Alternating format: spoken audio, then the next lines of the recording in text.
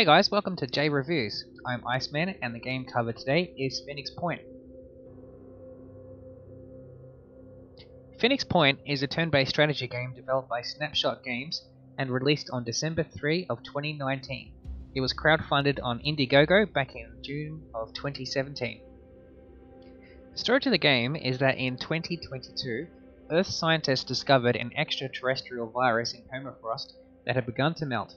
Named the Pandora virus, any living thing that came into contact with the virus, whether it be human, plant, or animal, was transformed into horrific creatures.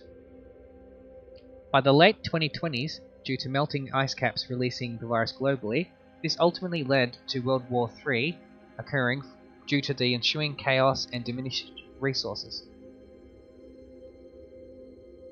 The game itself begins in 2047 with a fresh outbreak of the Pandora virus globally.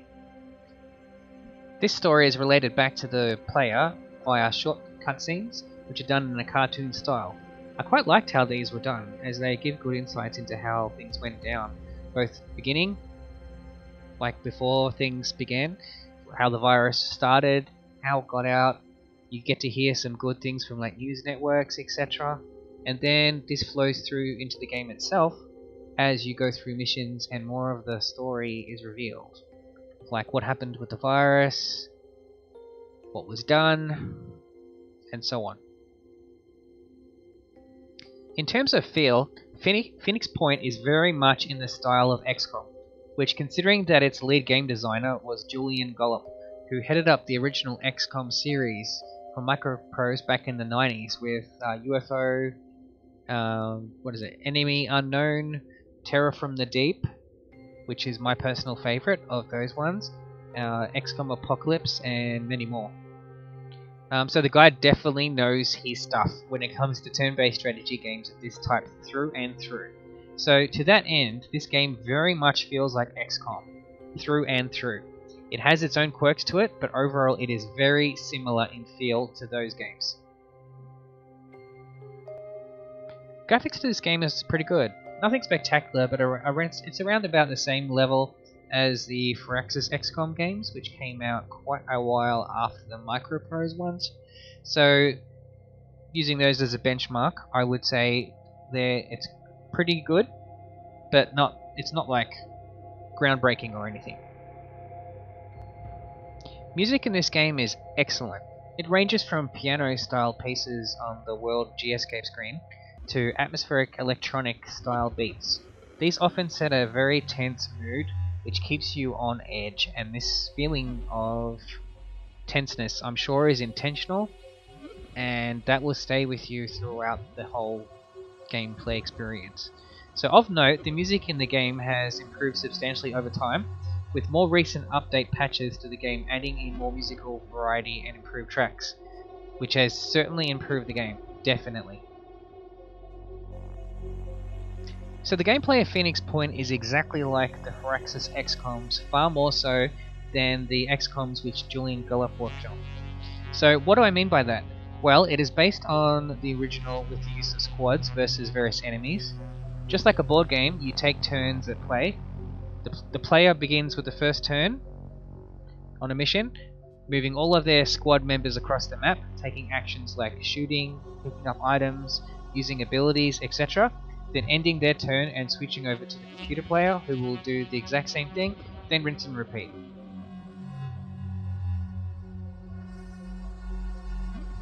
The game starts off at the World Geoscape screen, from which the player can send aircraft around the world to complete missions, they can manage their bases, and can conduct research, which is an essential part of the game, as it provides the player with access to new equipment, combat buffs, and insights into the Pandoran enemies, and the story behind them. The player starts off with basic squad members who over time level up and gain combat experience points, which they can use to acquire new abilities, level up stats, and to multi-class, just like the Firaxis XCOMs, which is why I mentioned that before, and that's where this comes into it. All classes and multi-class combinations have their own strengths and weaknesses, though I personally prefer always having one multi-class option as Assault, regardless of what class I multi-class it with. For example, you have Assault, Heavy, Sniper, later on you gain access to additional ones like technicians, infiltrators, and priests, and berserkers. But with all of them, I do like to go with the assault multi-classing option, because then you gain access to the dash ability, which is extremely handy. Later, high-level abilities offer major advantages, which can make short work of numerous enemies if used appropriately. For example, the assault ability, Rapid Clearance, is extremely good when there is a lot of enemies all bunched up together, because it can make very short work of them.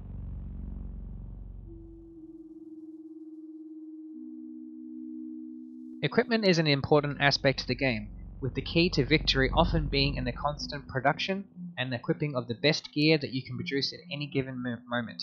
And for this reason, manufacturing is extremely important to be doing at a near constant rate, so that your troops can have the best gear at every given time.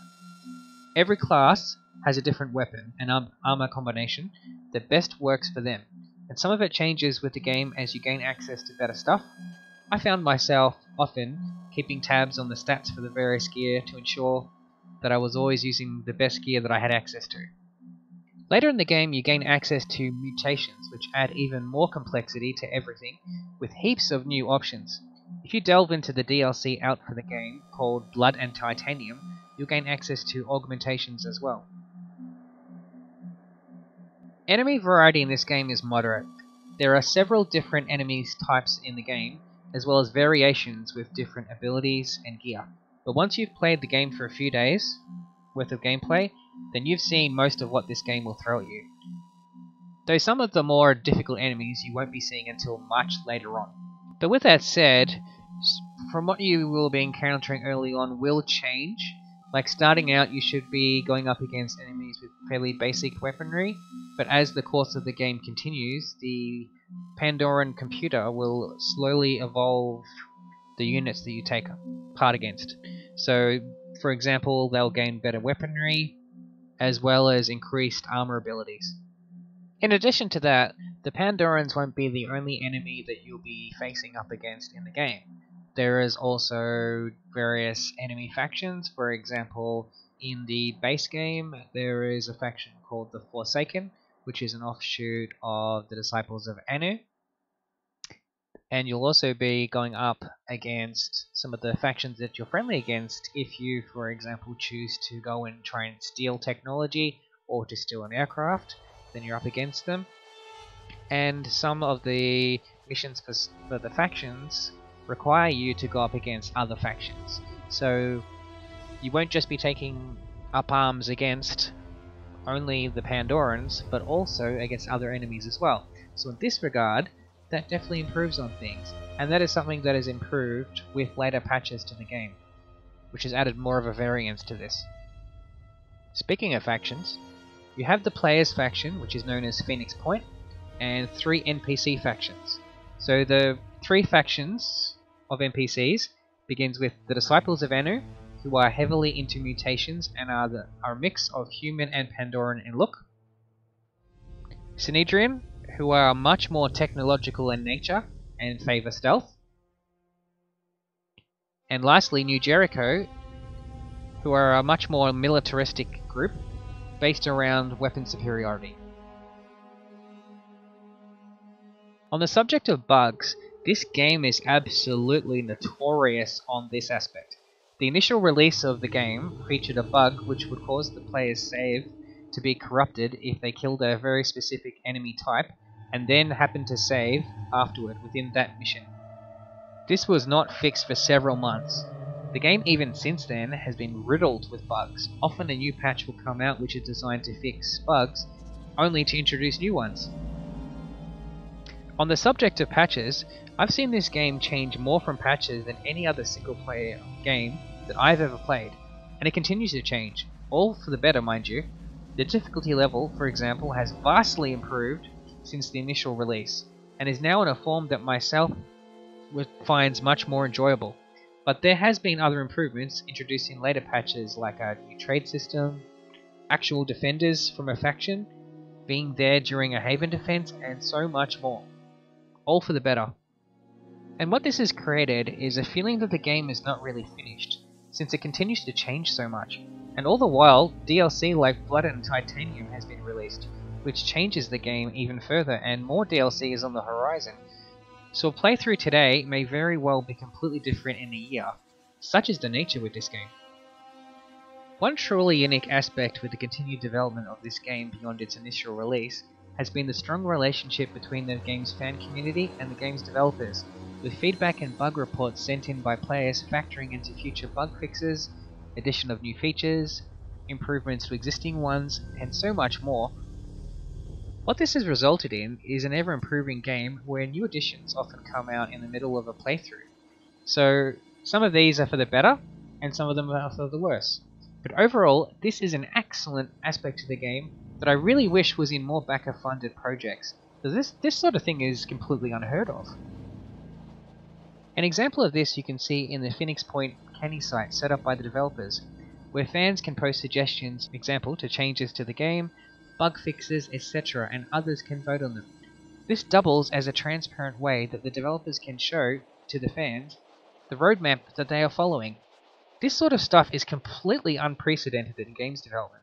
I absolutely love that the devs set this up, and it is for this reason, and reasons like this, that I have stayed in the community by the game, even though it was initially too difficult for me, because I can at least see the direction that the game is going to take, and one of a community where I actually feel like my voice is heard. And so will yours. If that type of stuff is completely unheard of in games development, especially for backer related projects. Overall, I really enjoyed playing Phoenix Point. However, it is not at all a game that I would recommend unless you are firstly a fan of XCOM-like games, and that you are a hardcore gamer who is willing to read a lot of guides online on how to most effectively play the game. If you are not either of these two, then I would not recommend that you play it. Take myself for example. I am definitely those two things I mentioned.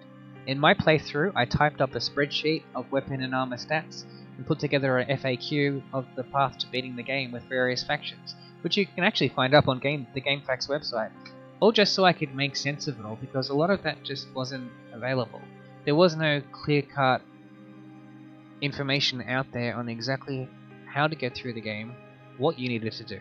So that was why I went and did that, which I hope is of help to other people. But it's definitely a game that I enjoyed. It's very long too, with my current playthrough sitting at 37 videos for JPlays, each going roughly 2 to 3 hours each, which adds up to approximately about 111 hours, and I'm still not done yet, though nearly. So if a 100-hour playthrough is not something you're looking for, then maybe play something else. But if you're looking for the most involved XCOM-like game out there by far, then this game you may very well like. Now with that said, I was going for Allied Reputation with all of the factions. It is very possible to go through the game far quicker, but then you may run into issues with some of the later missions, which can be quite difficult to get through unless you have a well-equipped and leveled up squad. So it all comes down to how you want to play the game. So that's all I've got to say about Phoenix Point for today. If you've enjoyed this video and would like to see more videos in this series of JReviews, be sure to hit the subscribe button, and also just check out my channel for further videos, and you'll find what else is available. So with that, this is Iceman of JReviews signing out. Have a good one.